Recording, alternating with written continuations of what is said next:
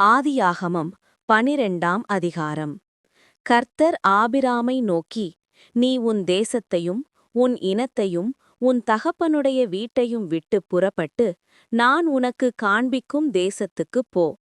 நான் உன்னை பெரிய ஜாதியாக்கி உன்னை ஆசீர்வதித்து உன் பேரைப் பெருமைப்படுத்துவேன். நீ ஆசீர்வாதமாயிருப்பாய். உன்னை ஆசீர்வதிக்கிறவர்களை ஆசீர்வதிப்பேன், உன்னை சபிக்கிறவனை சபிப்பேன்.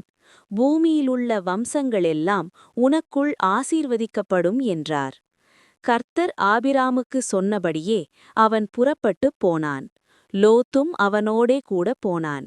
ஆபிராம் ஆரானை விட்டு புறப்பட்டபோது 75 வயதுள்ளவனாயிருந்தான். ஆபிராம் தன் மனைவியாகிய சாராயையும் தன் சகோதரனுடைய குமாரனாகிய லோத்தையும் தாங்கள் சம்பாதித்திருந்த தங்கள் சம்பத்தெல்லாவற்றையும் ஆரானிலே சம்பாதரித்த ஜனங்களையும் கூட்டிக் கொண்டு அவர்கள் கானான் தேசத்துக்கு புறப்பட்டுப் போய் கானான் தேசத்தில் சேர்ந்தார்கள்.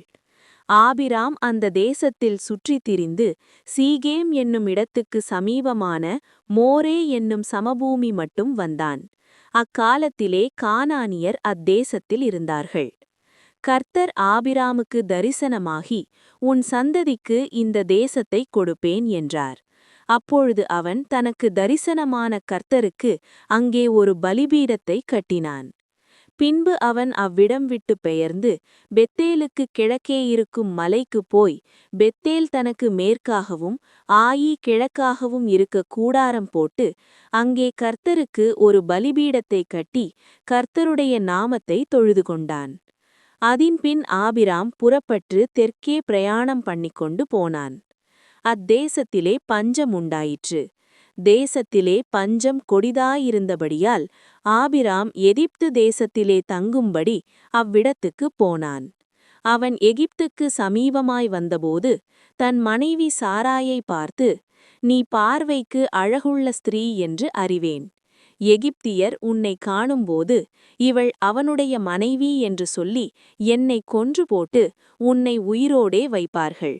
ஆகையால் உன் நிமித்தம் எனக்கு நன்மை உண்டாகும்படிக்கும் உன்னாலே என் உயிர் பிழைக்கும்படிக்கும் நீ உன்னை என் சகோதரி என்று சொல் என்றான். ஆபிராம் எகிப்திலே வந்தபோது எகிப்தியர் அந்த ஸ்திரீயை மிகுந்த அழகுள்ளவள் என்று கண்டார்கள். பார்வோனுடைய பிரபுக்களும் அவளைக் கண்டு பார்வோனுக்கு முன்பாக அவளைப் புகழ்ந்தார்கள். அப்பொழுது அந்த ஸ்திரீ பார்வோனுடைய அரமனைக்கு கொண்டு போகப்பட்டாள். அவள் நிமித்தம் அவன் ஆபிராமுக்கு தயை பாராட்டினான். அவனுக்கு ஆடு மாடுகளும் கழுதைகளும் வேலைக்காரரும் வேலைக்காரிகளும் கோழிகை கழுதைகளும் ஒட்டகங்களும் கிடைத்தது. ஆபிராமுடைய மனைவியாகிய சாராயின் நிமித்தம் கர்த்தர் பார்வோனையும் அவன் வீட்டாரையும் மகா வாதைகளால் வாதித்தார். அப்பொழுது பார்வோன் ஆபிராமை அழைத்து, நீ எனக்கு ஏன் இப்படி செய்தாய்? இவள் உன் மனைவி என்று நீ எனக்கு அறிவியாமல் போனதென்னர்? இவளை உன் சகோதரி என்று நீ சொல்ல வேண்டுவதென்ன? இவளை நான் எனக்கு மனைவியாக கொண்டிருப்பேனே. இதோ உன் மனைவி, இவளை அழைத்துக் கொண்டு போ என்றான். பார்வோன் அவனைக் குறித்து தன் மனுஷருக்கு கட்டளை கொடுத்தான். அவர்கள் அவனையும் அவன் மனைவியையும் அவனுக்கு உண்டான எல்லாவற்றையும் அனுப்பிவிட்டார்கள். ஆமேன்.